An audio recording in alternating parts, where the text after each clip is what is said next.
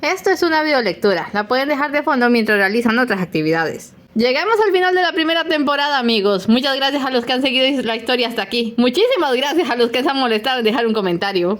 Una etapa termina y otra empieza. Y espero sigan por aquí, porque esta historia todavía tiene mucho por delante. Esto es Horus, un relato original, episodio 21. Ji-eon, mecánica androide.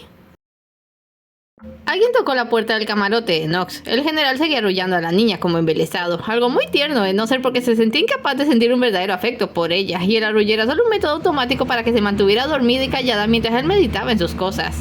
General, dijo una voz en la puerta. La persona que deseaba verlo.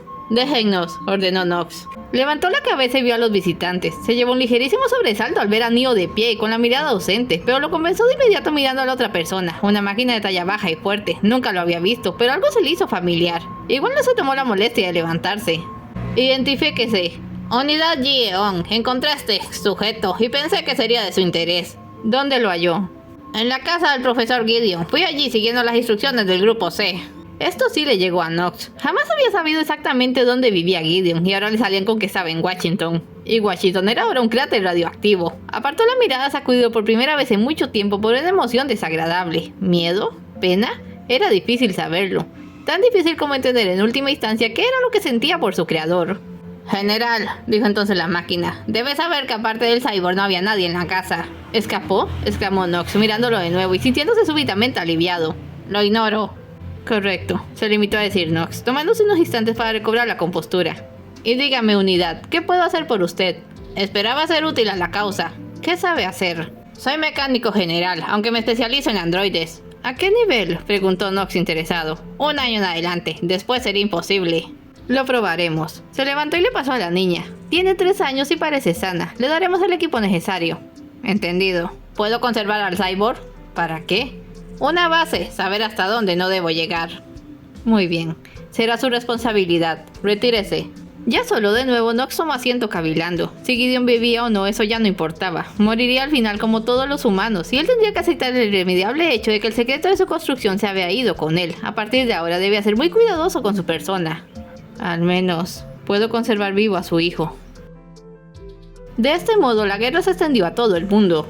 Salvo la parte de la bomba, el procedimiento fue el mismo para cada ciudad. Los equipos de requisadores, liberadores y recolectores varían con todo a su paso. 4 meses después de la destrucción de Washington, todas las grandes capitales habían sido vaciadas y grupos especializados sondeaban los pueblos pequeños. Ji-eon, a quien todos llamaban Ji, se hizo rápidamente de una reputación. No era solo un mecánico, era todo un genio, y en poco tiempo Nox debió asignarle un taller móvil con su propia comitiva. Los heridos más serios eran atendidos por él, y esto era gracioso. Una vez pasado el primer shock, los sobrevivientes empezaron a defenderse con máquinas primitivas y de la mejor manera posible. Al final todo era inútil. Nox y Ji no se trataban demasiado. Por un lado porque Nox no se trataba con nadie, y por otro porque Ji estaba siempre demasiado ocupado, aunque en aquellos 5 meses el general se pasó mucho por el taller viendo los avances de Victoria. Convertir a una persona en androide es un proceso largo y doloroso. Si bien es cierto que hacer el cambio a corta edad mejora el resultado, pero no lo hace más fácil. Me parece que está casi lista, dijo Ji, a la vez que montaba un arma que acababan de traerle. Es fuerte y sus visitas le alientan. Los sistemas responden bien y ya le ha crecido bastante el cabello para un peinado. Esta es la parte que no entiendo. Rubia era bonita, ¿por qué la tintura? Victoria dormía en una camita, cubierta con una cobija gruesa, pues el taller era un lugar frío. Tenía el cabello corto y teñido de negro. Nox acarició su cabecita notando el metal del cráneo y la parte modificada. Quiso mirar más, así que levantó la cobija. El proceso era principalmente interno, aunque aquí y allá se veía una placa de acero. El sistema se basaba en un reemplazo de órganos y la creación de una red de cableado finísimo conectado al cerebro para mantener todo funcionando. Era bioingeniería de en punta. Victoria se removió un poco sintiendo el frío, abrió a media los ojos y al ver a Nox tomó su mano entre las suyas y se apoyó su cabeza allí, confiada. ¿Se puede sufrir el síndrome de Estocolmo a los 3 años? Preguntó ladeando la cabeza y cubriéndola de nuevo. Es muy pequeña, pero como ya le dije, es fuerte. Usted viene tan a menudo que ya se le hizo una figura familiar. ¿Cuándo podrá salir? Aún debo calibrar algunos sistemas. En 1 mes más puede llevársela. Mañana hay que trasladarlos al este. ¿Necesitas manos extra? Me las arreglaré. Tengo un buen ayudante.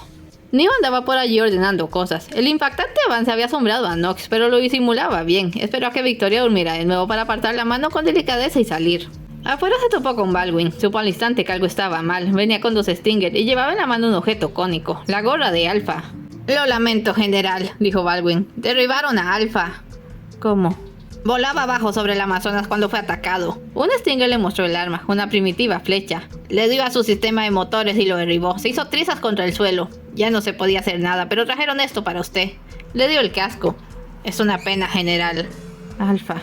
¿Quiere que enviemos a un grupo de ataque? Quizás no tenga caso. ¿Qué mandó en esa flecha análisis? Empezó a caminar y Baldwin lo siguió. Si es tradicional no tenemos nada que hacer. Seguramente fue un nativo que lo confundió con algún pájaro amenazante. Nuestra guerra es contra la humanidad civilizada. Felicidades, capitán. ¿Cómo dice, señor? Acaba de ser ascendido. Knox llegó a su despacho y miró al capitán antes de cerrar. Desde ahora usted es mi segundo. Poco a poco la situación se volvió insostenible.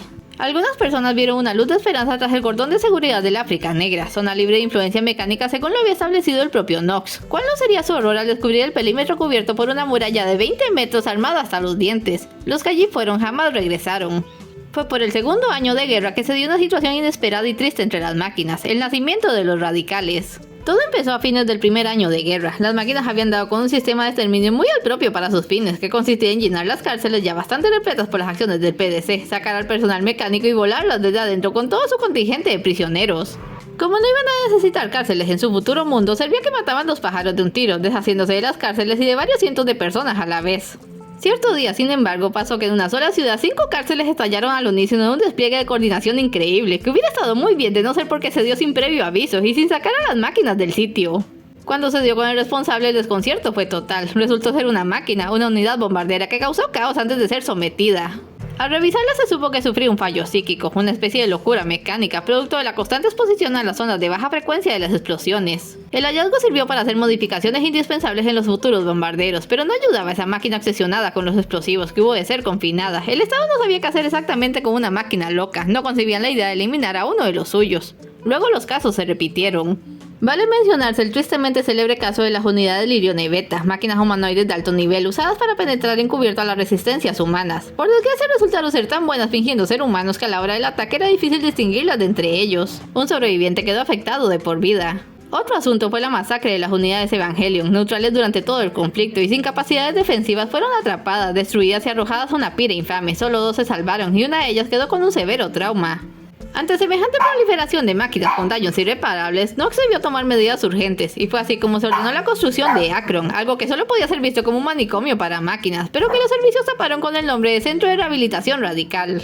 A fines de ese segundo año, la población humana estaba reducida a nada. La normativa DOA4A, llamada también Normativa 4, había cumplido sus objetivos. Los niños habían sido enviados a un lugar especializado, dirigido por máquinas de carácter autómata con una subvariante de IA que solo les servía para seguir órdenes complejas, y los equipos fueron redirigidos a los trabajos de reconstrucción.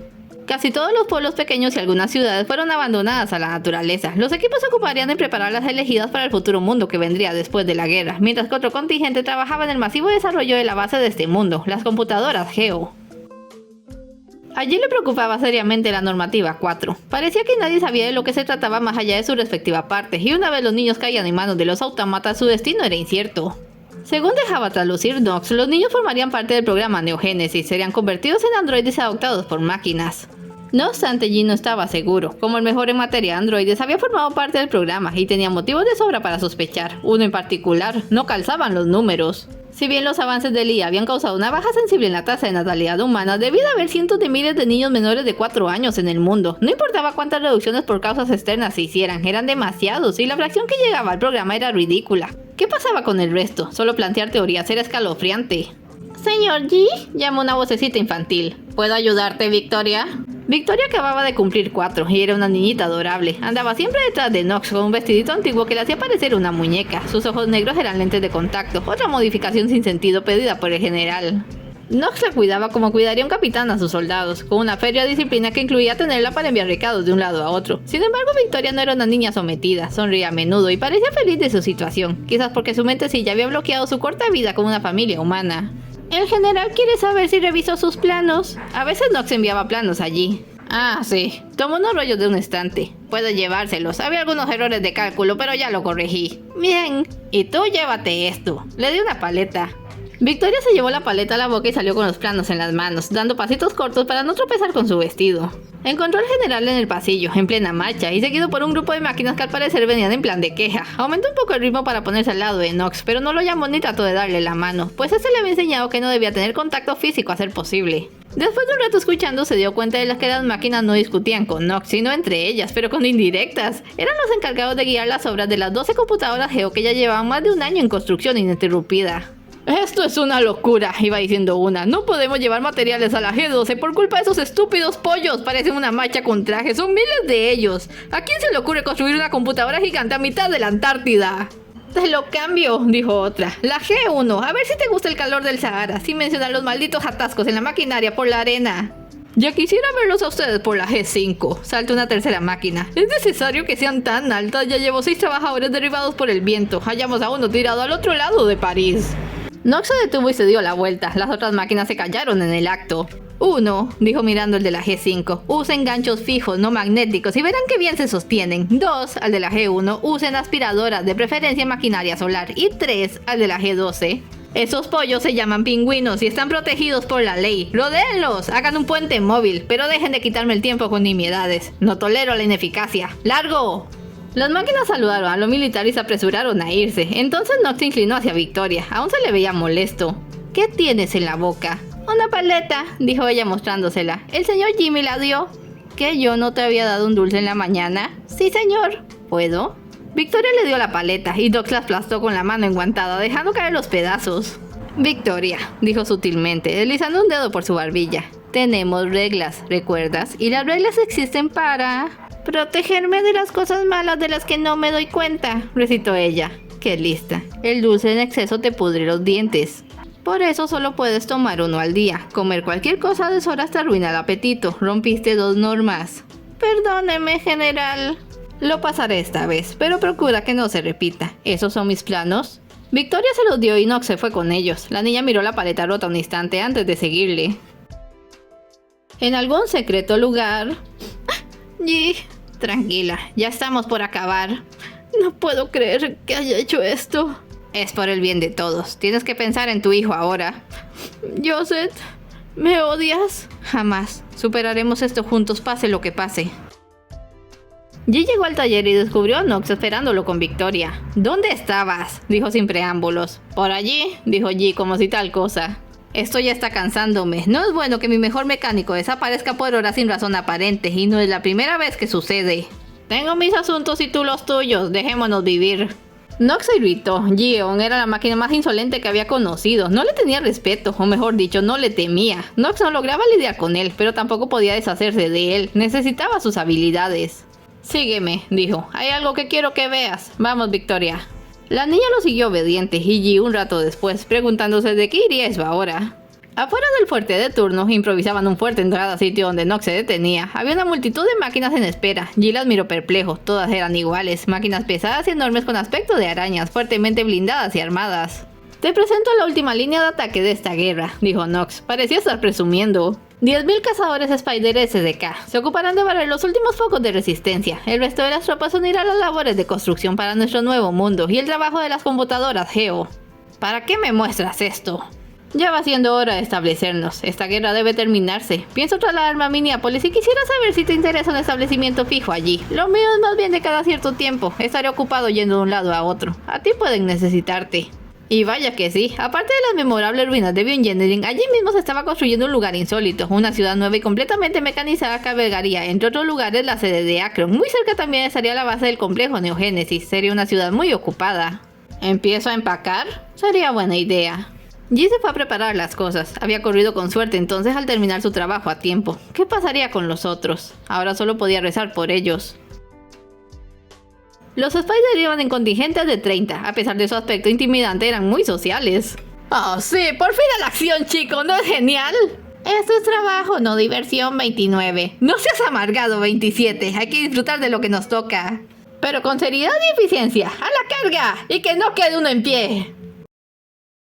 Es todo por hoy. Fin de la primera temporada. La próxima semana recibirán el primer filme diagonal de la serie, Primos Interpares, y la siguiente comienza la temporada 2. Así que como siempre no se vayan sin dejar un like y un comentario, y nos vemos en el siguiente episodio.